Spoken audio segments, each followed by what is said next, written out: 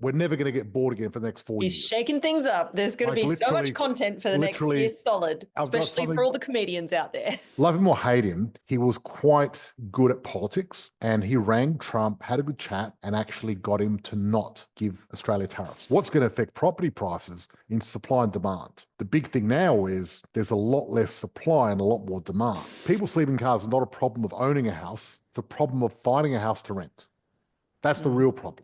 The reason we need more landlords is because the government's hopeless and they cannot supply the properties and we have to do it for them. I would say, as an investor, there's never been a better time in history. And the next 10 years, Australian investors are going to make more money out of property than they have in the last 100. Okay, guys, me and my team are about to go live. So make sure you grab your beverage of choice, sit down, and you're in for an amazing show. Okay, here we are live, and my co-host Christina Markoski and George Markoski here. Hello, thank you for having me. You're welcome. You're welcome. You've been joining me quite a bit lately, and I really appreciate it because it's great. I finally figured out where the good lighting is in this house. Only took me a month.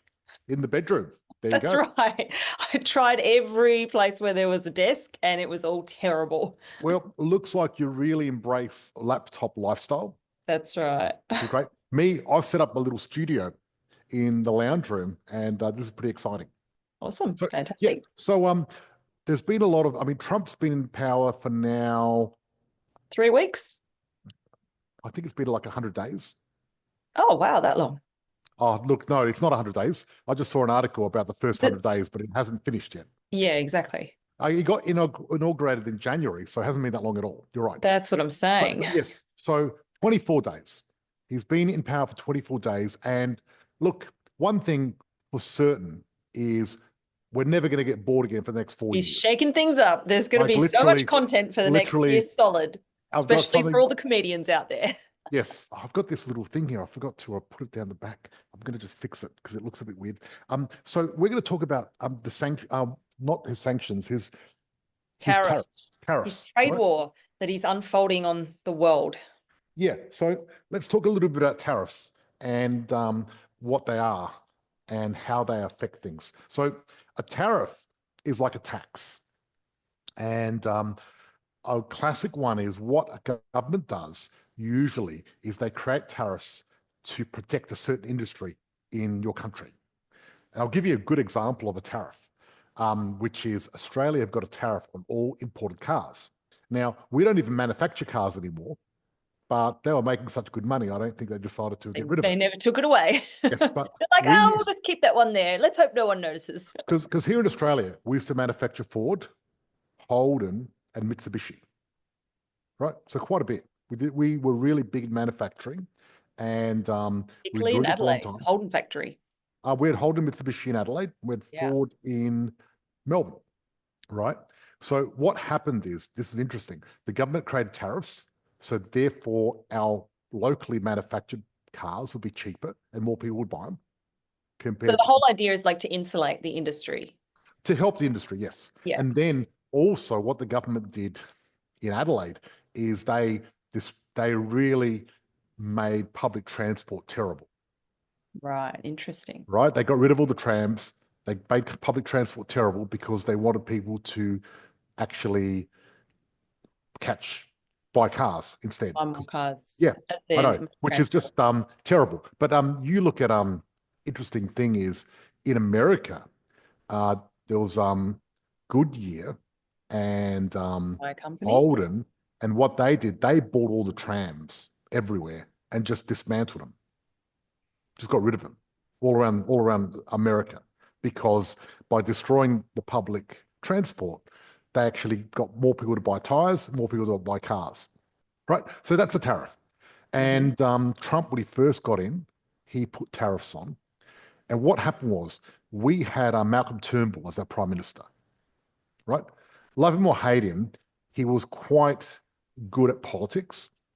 And he rang Trump, had a good chat, and actually got him to not give Australia tariffs. Was this back when Trump was first in power? Yes. Talking about? Yes, okay. That's right. And what he did is negotiated Trump, and we didn't get any tariffs, which is pretty cool.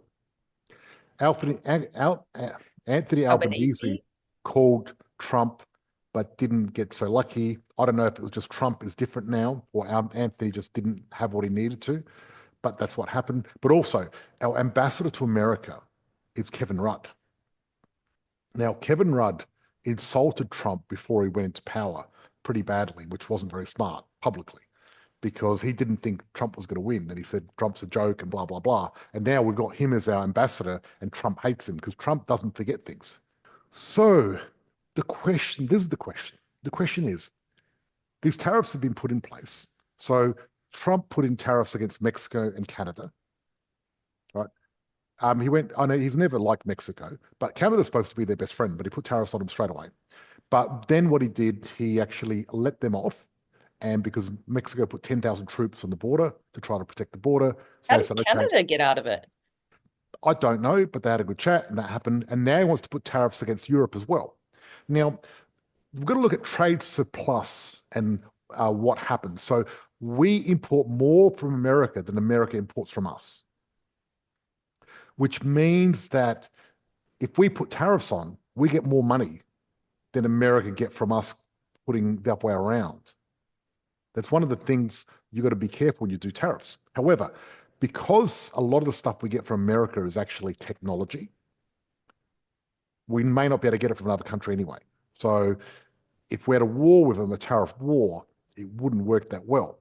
The other thing is they've got put tariffs on aluminium and steel. Now, only a very small percentage of our aluminium and steel go to America anyway. So it's not going to make a lot of difference at all. So really, it's not really going to affect us. You know what percentage? I think our steel is like 20%. Right. Right. So if 20% of our steel goes up 25%, that's a very small portion. But also, there's a lot of other countries that want to buy our steel. Right. We're the best when it comes to steel and iron ore and things like that. The quality, the Australian quality, we just got better quality at a lot of stuff, even raw materials, funny enough.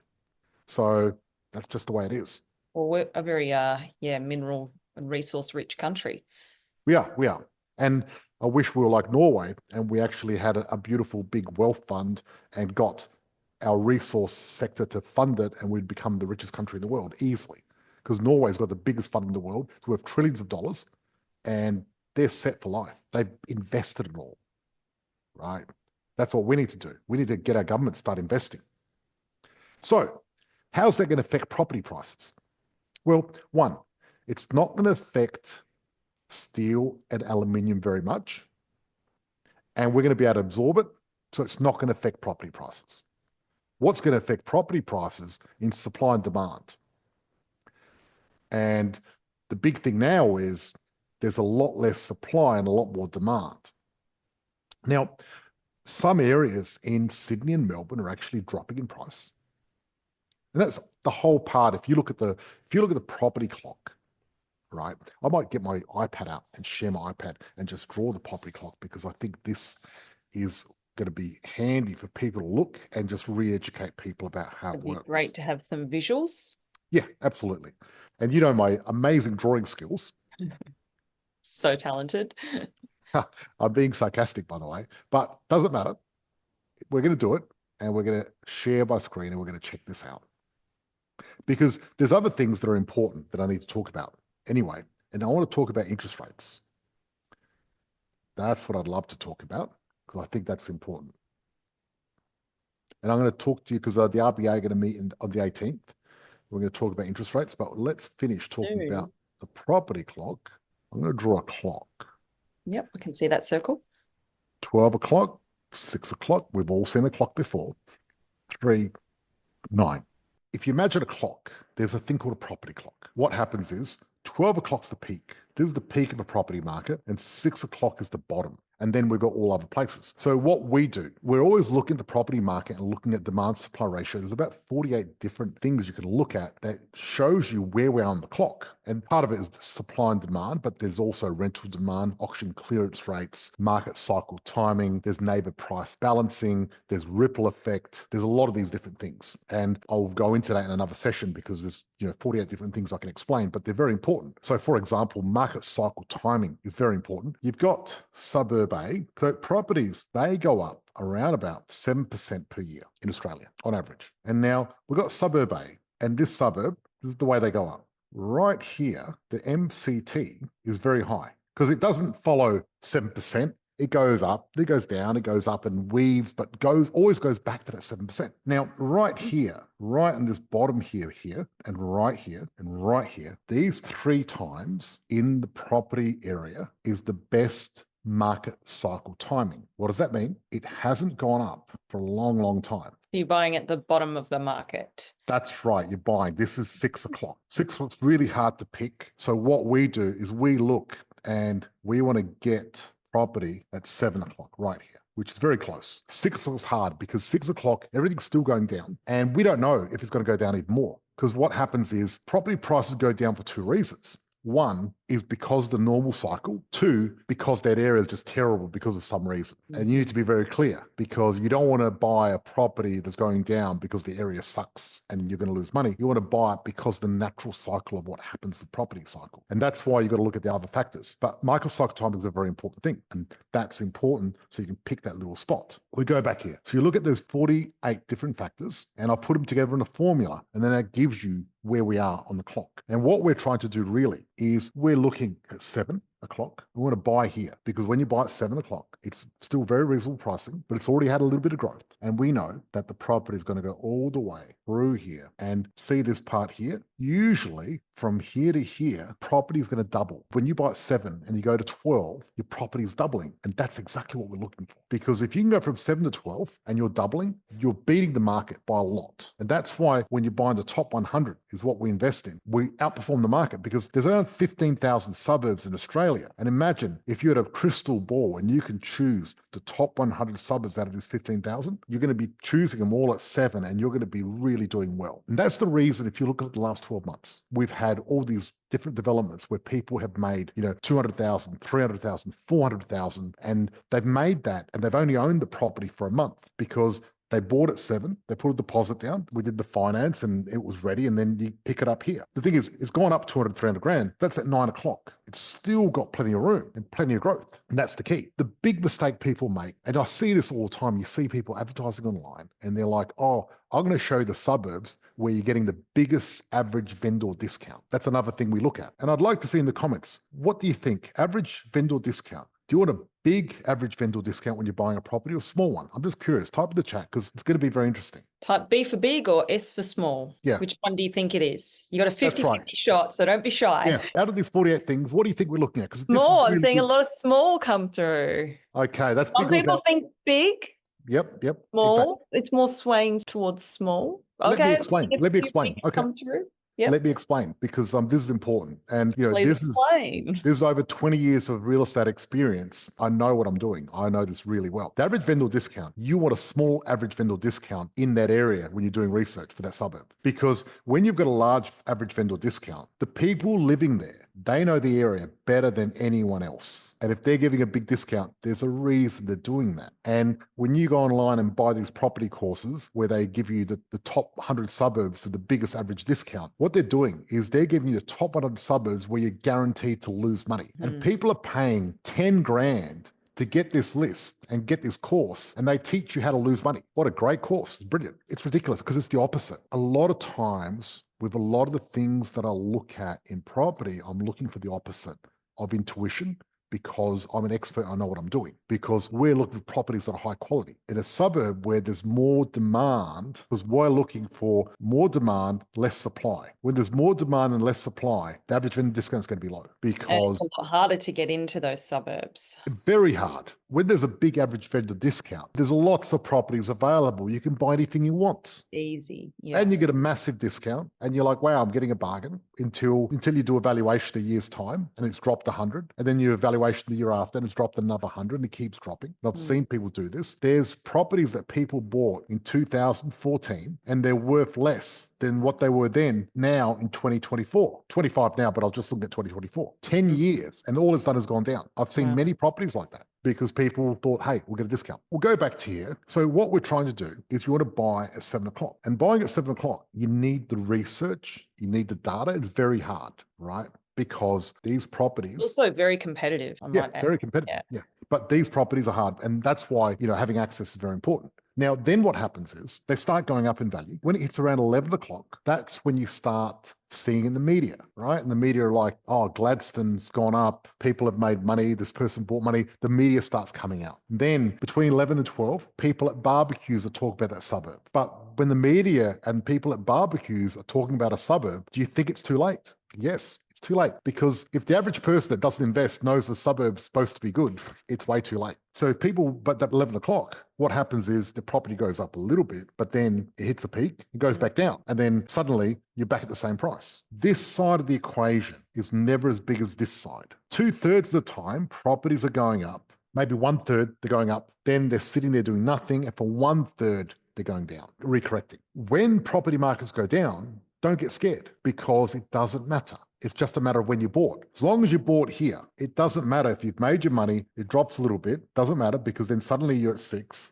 and suddenly your property goes up again. Because what you want to do really is you want to buy a property and you want to expose yourself to as many cycles of the property clock as you can. So George, how do you pick a 7 o'clock market? I'll tell you how I pick it. I get all the statistics on 15,000 suburbs and I'll look at 48 different factors. And I've got an algorithm that I've perfected, and this algorithm chooses winners, and it's been doing so for 20 years straight. So for 20 years, the top 100 has outperformed all the experts in Australia, and every single person on our program has made money in the last 20 years because of the top 100. And it used to take me a long time with a team of 4 people, and now it's a little bit easier, but I've still got a team of people getting all the data, making sure, because we're going to look at searches, Google Trends, macro. There's a lot involved, right? You've got to be a bit of a nerd. And I'm a bit of a nerd when it comes to numbers. And the reason being is when I started investing, I wanted to invest properly and I didn't know how to do it. And I didn't know how to pick the right area. It felt like I was in a casino every time I bought a property because I didn't know if it was going to go up. I didn't have any basis for working it out. What do? Is it close to a school? Is it close to this? Blah, blah, blah. All that stuff doesn't really matter because when it comes down to it, there's only one thing that matters. And I'll show you what matters. Supply and demand. That's the only 2 things that matter. Not even handwriting matters because my handwriting's terrible.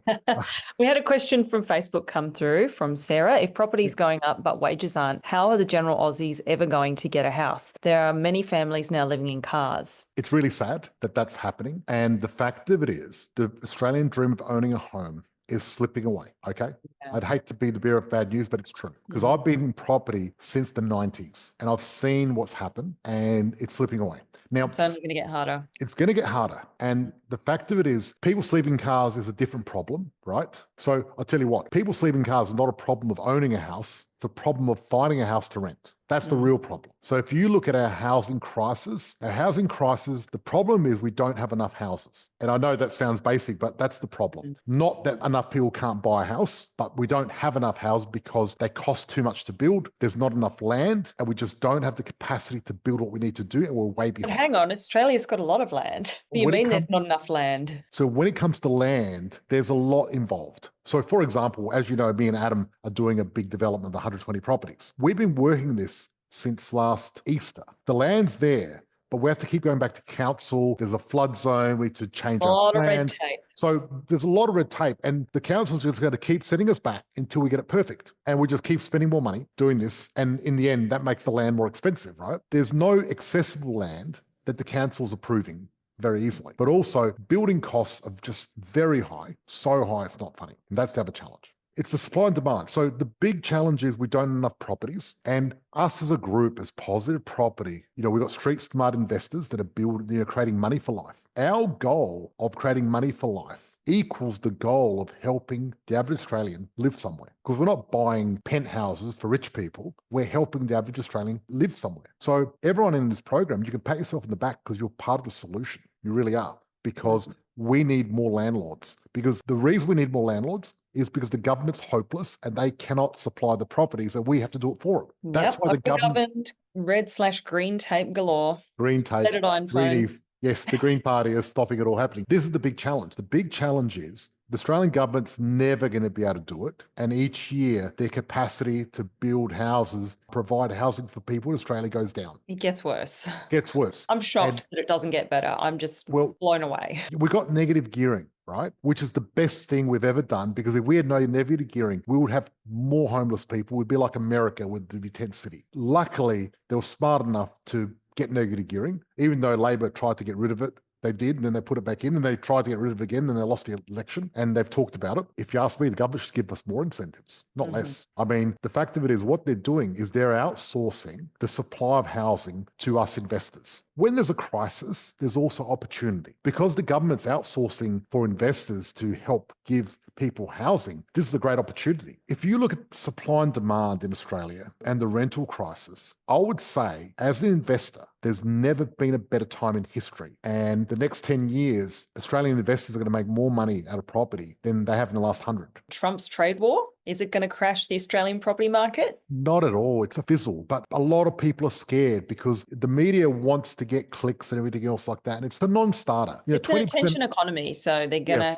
have a lot of negative news out. At the moment, with only 20% on aluminium and steel, Australia's fine. However, if Trump goes crazy and does more stuff, then I'll re-evaluate, because it could be big. Because the only reason it's a non-starter is because we don't export a lot of aluminium or steel to America. But if we did, then that would be different. And what happened was, actually, funny enough, during COVID, we had a big challenge with China, and China stopped taking a lot of our resources, and everyone was worried that was going to destroy our economy. And the Middle East just took them instead. A lot of our countries just said, we'll take it. And that was done. The world market's the world market. So that's the thing. Let's talk about February the 18th.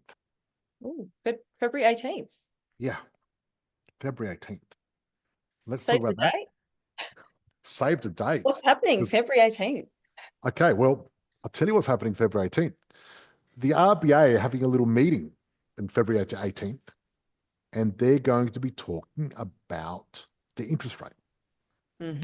Now, if you look at the inflation figures, inflation's gone down, and it's gone down to roughly where the RBA want it. So if the RBA were being genuine when they said if inflation wasn't too high, they were going to drop interest rates, then on the 18th, they're going to drop it. Will they, though? That's the question. Well, the four big banks have already started pricing it in and dropping their rates, their long-term rates. So the four big banks are saying that it's going to happen. Right. So that's pretty big. That's exciting. Yeah. So I'll tell you what I've been doing in the background, by the way. I'm flying back to Australia because Channel 10 have asked me to come back, and I'm going to be filming for the next season of Buy to Build. Just had a comment from somebody on Facebook saying, why are you building in flood areas? I'm not building in flood areas, but I need access to the property through a flood area. You can't. It's illegal. You can't do it. You can't actually build in flood areas anyway. So it doesn't matter. So I'm not doing that. So anyway, so that was everything that we're going to talk about. One other thing I'm going to talk about before we close the live and go in our private group is interest rates. They may drop on the 18th. Watch this 0.25 or 0.5. I'm going to be doing a live on the 18th. And if you I'm see going to be me, crossing my fingers, crossing my toes. and if you see me with a bottle of champagne, you don't even need to listen to me, because I'll tell you what it is. Then the other thing is the government now are thinking with the HEX debt that they're going to reduce the HEX debt. They're going to make it easier this for was people. Exciting news when I heard They're going to reduce the HEX debt, and also they're proposing that when you go for a loan, they don't include your HEX debt when they find out if you can afford to get a loan. If Where was this 10 years ago when I needed it? Exactly. Well, finally they're doing something. I think, look, I think it's a great idea. I really believe if someone's willing to, further their education and put all their effort in, don't make it hard for them to get a loan. It's not fair. Absolutely. Okay, so we're going to switch off for our live group, and we're going to go back in our private group. Thank you for joining me, everyone.